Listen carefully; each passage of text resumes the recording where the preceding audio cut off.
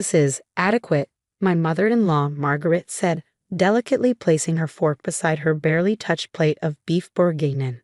Though in our family, we typically serve something more refined. Her emphasis on our family made it clear that even after 7 years of marriage to her son, I still wasn't truly part of it. My name is Sarah Mitchell, and at 34, I'd spent nearly a decade trying to meet my mother-in-law's impossible standards. Tonight was just another Tuesday dinner, another attempt to bridge the gap between us, another failure. I think it's delicious, honey, my husband James said, reaching for seconds. But even his support couldn't erase the sting of Margaret's words or the way she now pushed food around her plate like a child avoiding vegetables. You know Olivia, James's cousin's wife, she made the most extraordinary coq au vin last week. The sauce was perfectly reduced, the mushrooms imported from France. Margaret paused, examining a piece of carrot as if it had personally offended her. But then, she trained at Le Cordon Bleu. Not everyone can achieve that level of sophistication. I bit my tongue, resisting the urge to remind her that Olivia's perfectly reduced sauce had come from a jar. I'd seen the empty container in her recycling bin. But starting an argument wouldn't help. It never did. More wine, Margaret? I offered instead, reaching for the bottle. She covered her glass with her hand. No, thank you. I find this vintage a bit common. James, darling, you remember the wonderful Bordeaux we had at the club last week? That was a proper wine. James shifted uncomfortably in his seat. Mom, please. But Margaret was on a roll now. You know, Sarah, if you're interested, I could recommend some cooking classes. Nothing too advanced, of course, just something to help you grasp the basics of proper cuisine. The community college offers some lovely beginner courses. I stood up, gathering plates with shaking hands. 7 years of these weekly dinners, 7 years of subtle jabs and not so subtle criticism. Each time I told myself it wouldn't hurt, and each time it did. In the kitchen, I could still hear Margaret's voice carrying from the dining room. James, sweetheart, I worry about you. A man in your position needs to maintain certain standards. The partners at your firm, they have expectations. I ran water in the sink, trying to drown out her words. James was a successful attorney, and according to Margaret, that meant everything in his life, including his wife, needed to reflect a certain image. An image I apparently couldn't live up to. Sarah? James's voice behind me made me jump. Mom's leaving. She has a headache. Of course she did. She always developed a mysterious ailment when served food that didn't meet her standards. I dried my hands and followed James to the door, plastering on a polite smile. Thank you for coming, Margaret, I said, the words tasting bitter in my mouth. She air-kissed my cheek, her perfume overwhelming. Thank you for trying, dear. Oh, and about Thanksgiving next week, I think it's best if we host at our house. No need to strain yourself. After she left, James pulled me into a hug. I'm sorry about Mom, you know how she gets. I did know. But something about tonight felt different. Maybe it was the way she dismissed my cooking despite the hours I'd spent preparing it.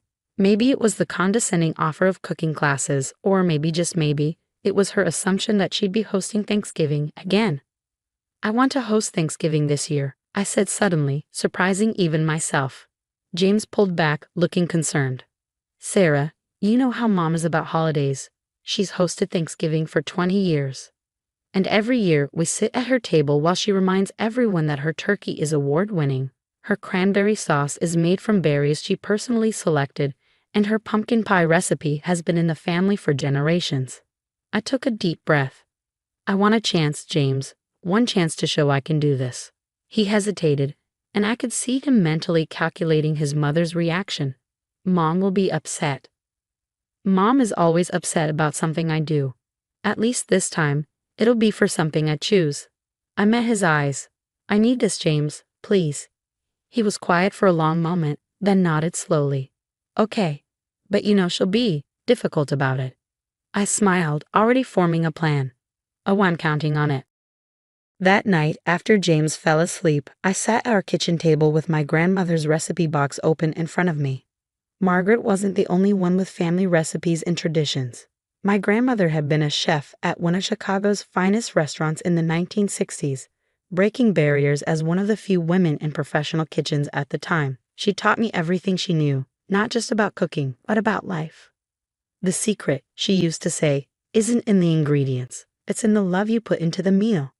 But she'd add with a wink, excellent ingredients certainly don't hurt. I opened my laptop and began to plan. If Margaret wanted sophistication, I'd give her sophistication, but it would be on my terms, blending my grandmother's cherished recipes with my own modern twists. I had 9 days until Thanksgiving. 9 days to prove that I belonged at this family's table. My phone buzzed. A text from Margaret. Darling, I've already ordered the turkey from that lovely farm in Vermont. No need to worry about it. We'll eat at 4, as always. I smiled, screenshotting the message to add to my collection. Let her think she was still in control. For once, I had a secret ingredient she wasn't expecting: determination. I opened my grandmother's most treasured recipe, the one she'd made me promise never to share. When the time is right, she'd said, "You'll know when to use this." Looking at Margaret's text, I knew the time was now. Sorry, Margaret, I whispered to myself, but this Thanksgiving is going to be a little different. The next week was a whirlwind of preparation. I took 3 days off work, much to Margaret's vocal disapproval. Really, Sarah, in our family we believe in a strong work ethic. Every night after my shifts at the pediatric clinic, I tested recipes, perfecting each element of the meal. Margaret's attempts to undermine me were relentless. First came the daily calls to James. Darling, are you sure Sarah can handle this? Remember the disaster at Easter with that overcooked ham? Then the helpful suggestions. I could send over my caterer's number. No shame in admitting you need help, dear. But her crowning move came 3 days before Thanksgiving when she showed up unannounced at our door. Sarah, dear, she said, breezing past me into the kitchen with a large shopping bag. I brought a few essential items. Can't have Thanksgiving without proper serving pieces. She began unpacking, each item a subtle criticism. Crystal gravy boat, much more elegant than that ceramic one you have. Proper silver serving spoons. I noticed yours are rather basic. Oh, and proper wine glasses. Those everyday ones simply won't do. I watched her arrange her items on my counter, each placement precise and pointed. Thank you, Margaret, but I've already planned everything. She paused, examining a water spot on one of my existing wine glasses. Have you? Because I took the liberty of checking your grocery delivery order. James gave me the password, hope you don't mind, and I noticed some concerning choices. Frozen pearl onions, store-bought stock. In our family, I haven't placed my grocery order yet. I cut in, my voice steady despite my racing heart. It was a lie. I placed the order weeks ago, using a different account she didn't know about. Oh, she seemed momentarily thrown off but recovered quickly. Well, I'll send you my supplier list. They're quite exclusive, but I'm sure they'll make an exception if you mention my name. After she left, I surveyed my kitchen. Her crystal and silver gleamed accusingly among my carefully chosen items. For a moment, doubt crept in. Maybe she was right. Maybe I was in over my head. Then I noticed she'd moved my grandmother's recipe box to make room for her serving pieces. I picked it up, running my fingers over the worn edges. Inside was everything I needed, not just recipes, but strength. My grandmother had faced far worse than a critical mother-in-law, and she'd done it with grace and skill. The next morning, my real grocery delivery arrived, not from Margaret's exclusive suppliers, but from small local farms and markets I'd carefully sourced. The turkey had been raised on a family farm just outside the city. The vegetables were from the farmer's market, where I'd built relationships with vendors over years of early morning shopping. The spices came from a tiny shop owned by an elderly couple who taught me about blending flavors. I began my preparations in earnest. The turkey needed 3 days of careful brining in my grandmother's secret mixture. The cranberry sauce required time to develop its complex flavors. Each element was planned with precision, each recipe tested and perfected. Margaret called twice more that day. The first time was to remind me about place settings. The Crawfords will be joining us. They're very particular about proper table settings. The second was to express concern about my chosen menu. Are you sure you want to attempt something so ambitious? I let her words wash over me, focusing instead on the task at hand. My hands moved with confidence, muscle memory from years of cooking alongside my grandmother taking over. The kitchen filled with aromas that transported me back to childhood holidays, watching my grandmother work her magic. The day before Thanksgiving, my sister Katie came over to help. She took one look at my detailed preparation list and whistled. You're really going all out, sis. Is this about proving something to Her Majesty? I smiled, up to my elbows in herb butter for the turkey. No, it's about proving something to myself. Katie nodded, understanding in her eyes. She'd been there through all of Margaret's criticisms, all the subtle digs and not-so-subtle dismissals. Well, let's show her what the Williams women can do. We worked through the evening, preparing everything that could be done ahead. The pies were baked, not just pumpkin, but my grandmother's secret maple bourbon pecan and a spiced apple that had won ribbons at county fairs. The cranberry sauce was perfect, the stuffing was prepped, and the turkey was ready for its final preparations. Around midnight, another text from Margaret. Darling, don't forget to set the table tonight. These things take time to do properly. I can come over early to rearrange if needed. I looked at my dining room where the table was already set, but not with Margaret's crystal and silver. Instead, I'd used my grandmother's china, simple, elegant pieces that told a story of family dinners and holiday gatherings. Each plate held memories of laughter and love, of lessons learned in that Chicago kitchen. The centerpiece wasn't some elaborate floral arrangement from Margaret's preferred florist. Instead, handmade wreaths of fresh herbs and dried flowers created a runner down the table's center, their subtle fragrance filling the room. Candles in my grandmother's old holders would provide warm light, and at each place setting, a small card waited to share the story behind each dish. Katie wrapped an arm around my shoulders, surveying our work. Think she'll appreciate any of this? I thought about Margaret's likely reaction, the raised eyebrows, the subtle sighs, the careful selection of criticisms wrapped in politeness. Probably not. But for the first time, I don't care. This isn't about her anymore. After Katie left, I sat alone in my dining room, surrounded by the results of our hard work. Tomorrow would either be a triumph or a disaster, but either way, it would be mine. I picked up my phone and typed a response to Margaret. Everything is ready. Dinner will be served at 3.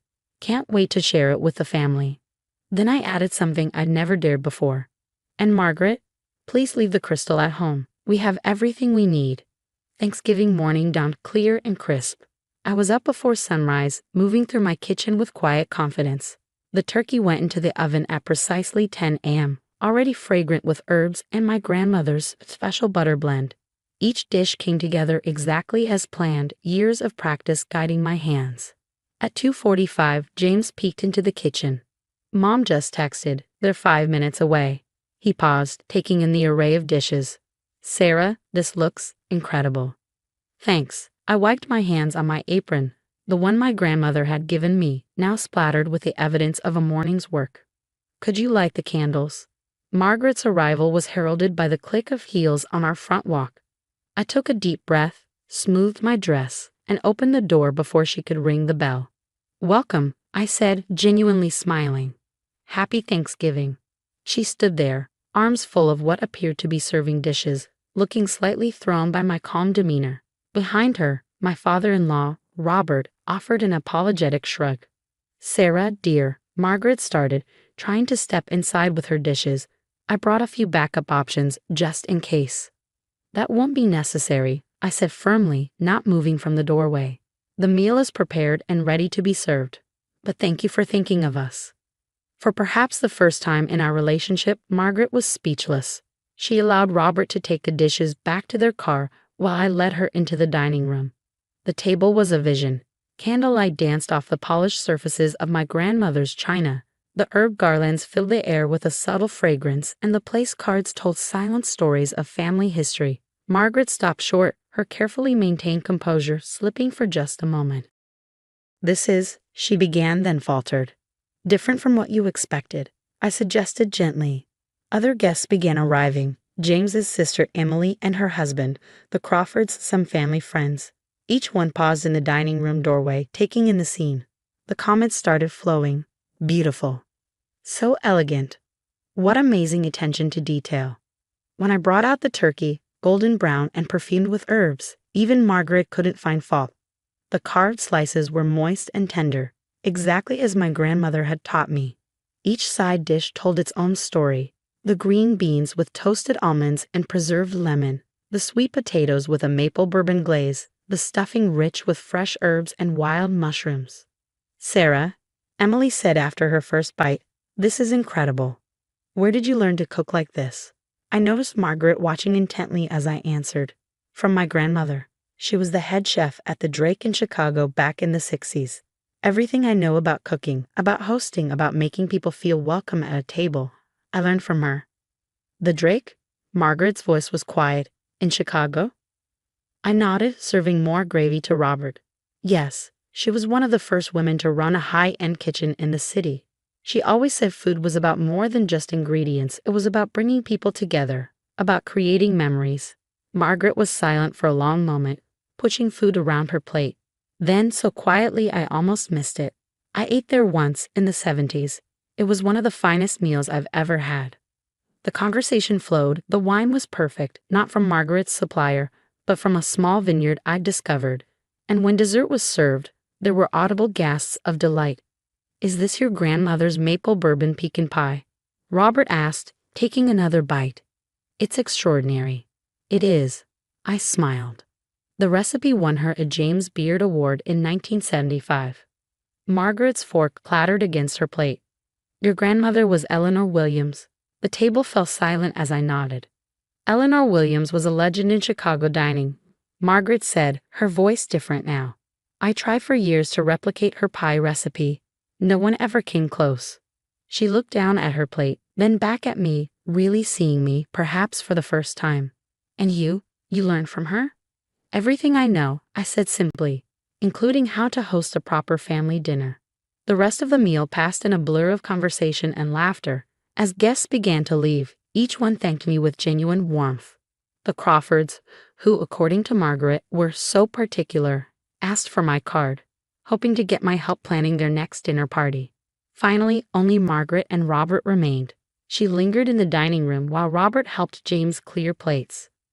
"Sarah," she said, her voice uncharacteristically hesitant, "I believe I owe you an apology."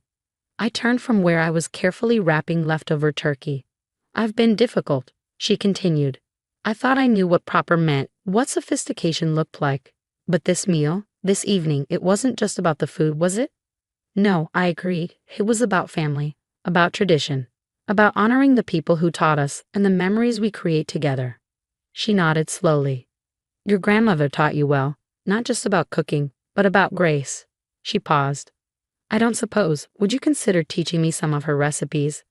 I smiled, thinking of my grandmother's words about knowing when the time was right. "I'd like that, Margaret, though some recipes might have to remain family secrets." "Of course," she said, then added with a small smile, "but aren't we family?" As they left, Margaret hugged me, a real hug, not her usual air kiss. "Thank you," she whispered, "for showing me what I've been missing." Later that night, as James and I sat in our quiet house, he squeezed my hand. "You did it, honey. You actually did it." I looked at my grandmother's recipe box, sitting proudly on our kitchen counter. "No," I corrected him, "we did it. All of us. That's what family is supposed to be about." The next morning, I received a text from Margaret. "Thank you for a lovely Thanksgiving. Perhaps next week's dinner could be at our house. I'd love to learn more about your grandmother's cooking techniques." I smiled, typing my reply. "I'll bring the recipes, and Margaret, thank you for being willing to learn something new." Sometimes the greatest traditions aren't the ones we inherit, but the ones we create together. My grandmother had known that all